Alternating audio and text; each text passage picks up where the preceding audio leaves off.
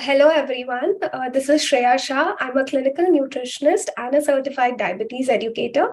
And today I'm going to talk about diabetes and its management. When we talk about a healthy diet for a diabetic patient, it's something very similar to a normal diet for a normal human being. Only thing is, it's a low carb diet. So when we talk about a low carb diet, we balance it with a little more protein and fat. So low carb, when I talk about carbohydrate, there are two kinds of carbs, complex carb and the other is the simple carbs. The complex carbs come from all our whole grains or fruits and vegetables.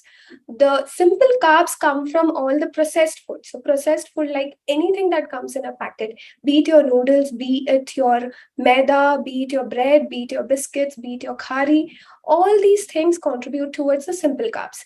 So when I say low carb, try and include complex carbs in that low carb diet. So complex carbs is like ragi, which is jawari, bajra. These all things help in maintaining the sugar levels also in a positive way, because along with carbs, they have added nutrients and added fiber. And same thing goes with your vegetable and fruit. So when I describe or when I suggest a diet for a diabetic patient, it has to be like a 50% place, a plate has to be loaded with good complex carbs, which is like your fruits and vegetables, and your grains, whole grains. 25 to 30% can come from your protein. When I talk about protein, it can come from your dairy products. If you're a non-vegetarian, it can come from your eggs, it can come from your chicken if it is cooked in a right way. And obviously we have pulses also for good protein. So that's how it is. And when it comes to fat, again, try and see that you choose something like a cold pressed oil or something like a homemade ghee. And the nuts and seeds are again a source of healthy fat in your diet. So try and avoid the refined oils or the processed oils that we get in the market. Switch to cold pressed oils and the oil that we get from our nuts and seeds. So try and add more of those. So that's how the plate will look for a diabetic patient. Along with this, prioritize that whatever meals that you have protein with every meal. So it shouldn't be just carbs.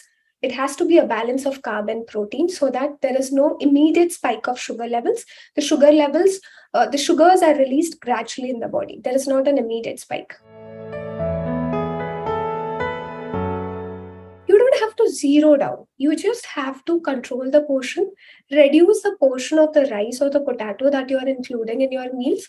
And whenever you eat that rice or potato, see to it you balance it with good amount of vegetable and pulses, so that the sugar that releases from the carbs is released very gradually and not like an immediate spike. One. Second, when it is rice and potato, what they can do is they can change the cooking method of that, wherein the rice can be open cooked, the excess starch can be thrown off, and that rice can be used for consumption. The other thing is there is a new concept that we talk about is the resistant starch. So if you have something like leftover rice and the potato that is boiled and cooled and then eaten, then obviously the starch that is present in that food gets converted into the resistant starch, and the resistant starch will not spike up your blood sugars. So I usually recommend that the rice or the potato that you cook it, cool it down for 8 to 10 hours, and then you can consume it. So what is happening is you're converting the normal starch into the resistant starch. The resistant starch will not contribute towards spiking of blood sugar levels. In fact, that resistant starch would be a good food for your gut microflora. So it will work as a prebiotic for your gut microbiome. Fruits are obviously safe to consume if you're a diabetic. One. Second, what time are you consuming it? How much portion are you consuming it? Is very important. So when it comes to fruit and diabetes, just simple rule that you follow is eat it at the start of the day or as your mid meal. Do not eat it along with your major meals. So avoid eating it with your lunch, dinner, breakfast, because that will be like an added sugar. Whenever you have fruits, pair it along with nuts and seeds. So maybe you can have little dry fruits along with your fruits, or something like sunflower seeds hai, pumpkin seeds hai. You can mix them along with your fruit and have. For pre-diabetes, the first important thing is that if they are overweight, they have to reduce their weight. Second factor that I will talk about is the waist circumference. So try and see that you reduce that. The second factor is if there is physical inactivity. So try and see that you're physically active at least 20 to 25 minutes per day. We all are into a sedentary lifestyle where our major job is a desk job. So there's hardly any bodily movement. So there has to be a dedicated 20 to 25 minutes of physical activity, be it in the form of brisk walk or yoga or cycling, whatever you enjoy. That would be another thing.